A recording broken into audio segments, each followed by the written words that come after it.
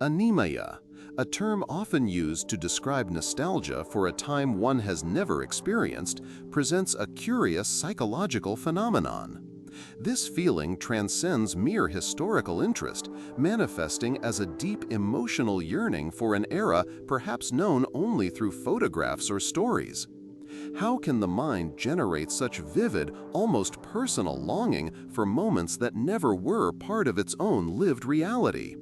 It suggests that our emotional landscape can be shaped by narratives and collective memory as profoundly as by our direct experiences.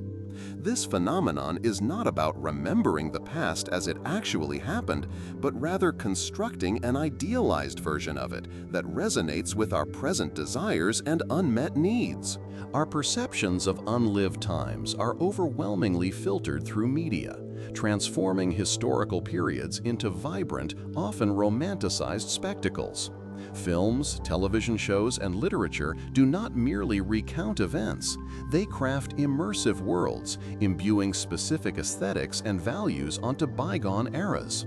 Consider the pervasive image of the Roaring Twenties, depicted as an endless party, or the 1950s, portrayed as a time of quintessential domestic bliss and conformity.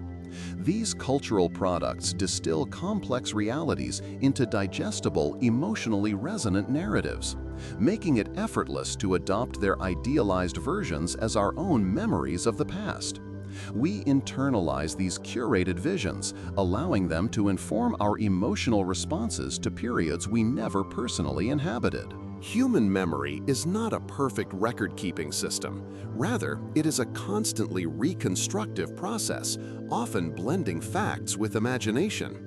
When we engage with historical accounts or media depictions, our minds actively work to fill in gaps and build coherent narratives, even for times we did not experience directly. This creative aspect of memory allows us to generate a vivid sense of connection to events and eras, forming what some psychologists call false memories, or, in this context, borrowed nostalgia. We might inadvertently assign personal significance to a grand historical moment or conjure sensory details for a vintage marketplace scene merely from a still image. The brain prioritizes a cohesive story over absolute factual accuracy, constructing a past that feels authentic to us, irrespective of personal presence. This specific form of nostalgia often stems from an unconscious longing for perceived simplicity or an escape from contemporary challenges. In a rapidly changing world, many individuals find comfort in the imagined stability or clear values of a bygone era. The attraction to the 1950s might reflect a desire for predictable societal roles and strong community ties, while yearning for the 1980s could represent a wistful view of a pre-internet, pre-digital complexity.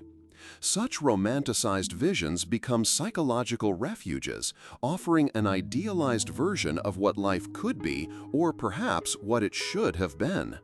This allows people to project current anxieties onto an imagined simpler past, a past that often conveniently glosses over its own inherent difficulties and injustices.